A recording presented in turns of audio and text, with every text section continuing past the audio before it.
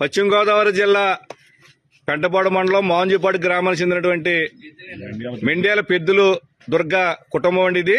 గతంలో వీళ్ళకి జగన్మోహన్ రెడ్డి గారి ప్రభుత్వ హయాంలో అమ్మఒడి పథకంలో కేవలం ఈ కుటుంబంలో 4 పిల్లలు స్కూల్కి వెళ్తుంటే ఒక్కళ్ళకే పథకం వచ్చేది.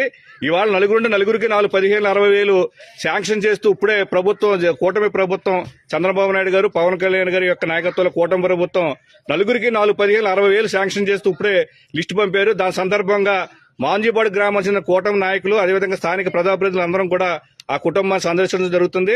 ముఖ్యంగా చెప్పమ్మా, గతంలో నువ్వు జగన్మోహన్ రెడ్డి గారి పిల్లల టైంలో కూడా పిల్లలు పంపించావు స్కూల్ కి? ఎంతమందిని పంపించావు? 4 పంపించి ఎంతమందికి వచ్చింది?